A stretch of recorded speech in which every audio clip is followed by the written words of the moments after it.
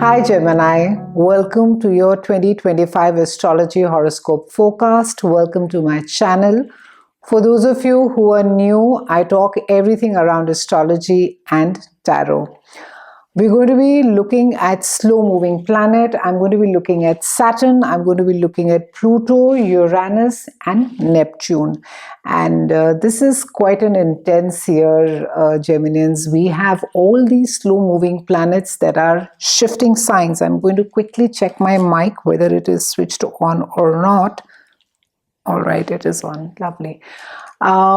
So I'll give you a small gist exactly of how it is that globally we're going to be impacted by these planets. And then I'll break down your specific chart and tell you how it is placed during, these planets are placed throughout the year.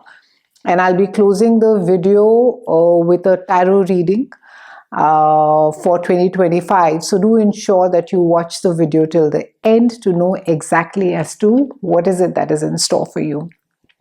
So Geminians, we have Pluto that is moved into Aquarius, and it has been for almost 2 decades in Capricorn, and it started shifting last year. So it has now finally in 2025, it's rolled completely into Aquarius, and Pluto is he's the god of the underworld. He rules everything that has to do with our deepest, darkest fears, our jealousies, our insecurities, the root core of who we are. So Pluto tends to dig really deep underneath. I think people are often scared of Saturn or Shani, as we call that planet. But I think you really need to be more scared about Pluto than about Saturn. And also because the transit is like really, it's a long transit. And Pluto is going to be there in Aquarius from 2025 till about 2043 globally.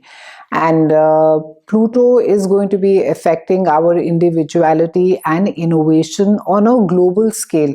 So the collective themes are going to be self-awareness, technological breakthroughs, challenges to power structures. We can expect a greater emphasis on individuality and societal equality, and also the power of communities. The key themes that will stay during the next 2 decades for Pluto, for all of us, are the rise of disruptive technologies like AI. We are already using ChatGPT and various other platforms, and also quantum computing. There is also going to be transformative leadership styles globally, which we will see. There's going to be more focus on decentralization and progressive ideals. There is also going to be a heightened awareness or focus on human rights and innovation. I know this is really in contrast to what is it that is happening globally right now. We are seeing more of the a right-wing kind of sort of way of leading that is spreading all across. But there is a lot of, I personally have a lot of hope with Pluto being there in Aquarius, because Aquarius is also all about humanitarian. It's we, it is us, there is no focus on I. So hopefully, while there will be challenges with control that we will face, that people are no longer going to be really happy or even being okay with oppressive structures. Now we have Uranus that is moving into your house, Gemini, and this is happening again for the next almost 9 years. So Uranus is going to be there for you, and we are going to be experiencing some transformative ways of communication, technology, and education advancement. So even transportation, it's going to be really, really transformative. I won't be surprised if we have flying cars. The key themes globally for Uranus in your own sign, Geminis, are going to be revolutionary style as far as education is concerned. AI integration, global learning platforms are really going to be enhanced. New forms, of course, like I said, of transportation, maybe teleportation, I don't know, advanced space, travel, tech, all of that is going to be there. and also how we humans interact with technology. Possibly there could be some brain tech interfaces or so that could, that we could see. And then we have Neptune globally again, impact, which is moving into Aries in March. And this again speaks for all of us: personal identity, leadership, bold visions. So there is going to be a push for a spiritual alignment, individual bravery and creativity. And there is going to be a surge. We will see a surge of spiritual warriors and visionary leaders. I'm personally rooting for this. And I think movements for global peace, which may integrate with assertiveness and action, because end of the day we have Neptune, which is there in Aries, and Aries is governed by Mars, which is the ruler or the god of war. So Neptune is not really comfortable being in Aries, but because the Neptunian energy tends to, it's escapism, it tends to sort of not give us any clarity. But in a way, it's good that it is there in Aries.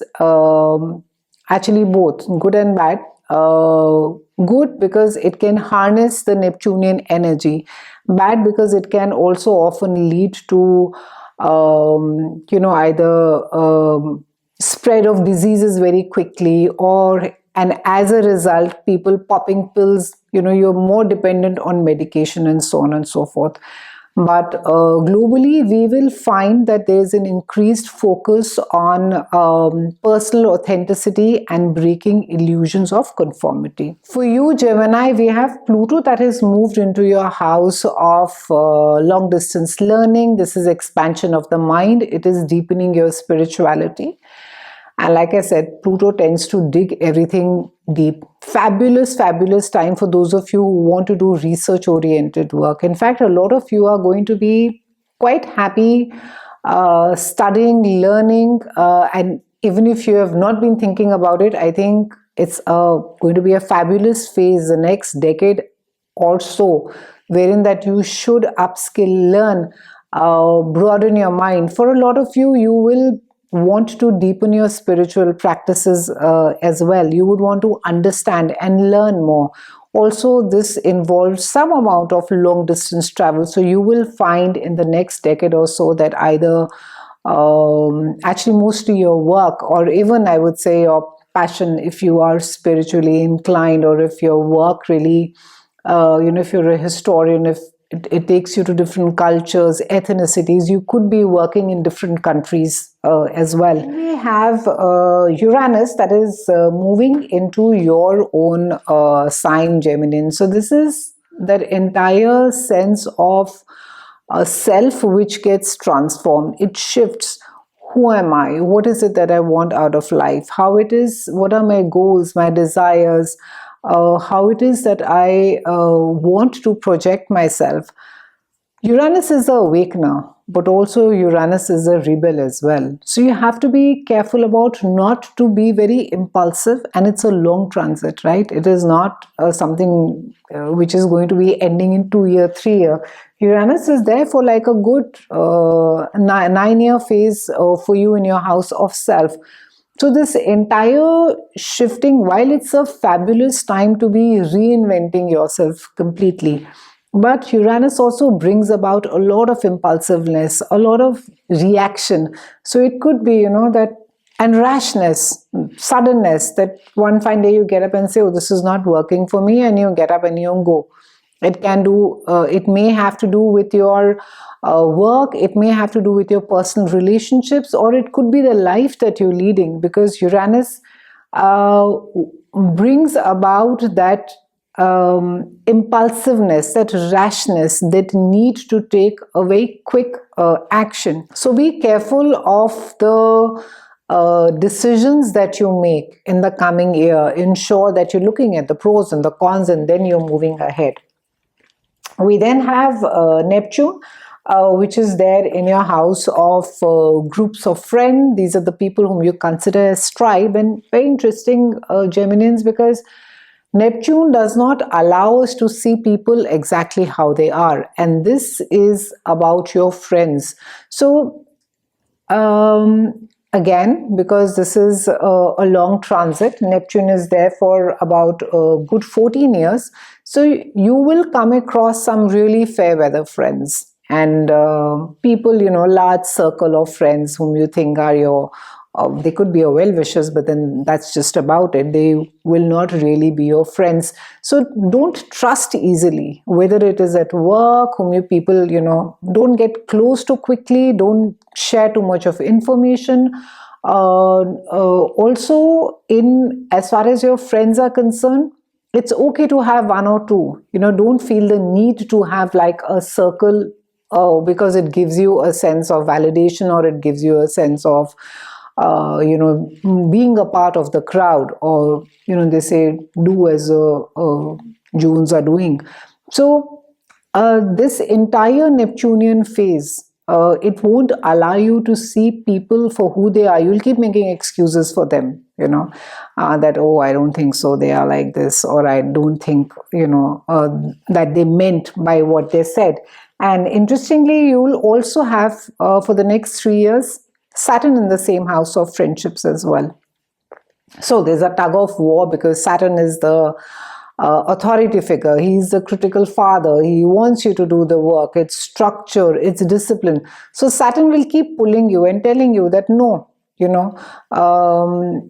need to be looking at people for who they are or how they are, or it's all right to be not a part of all the circle of friends that you may want to.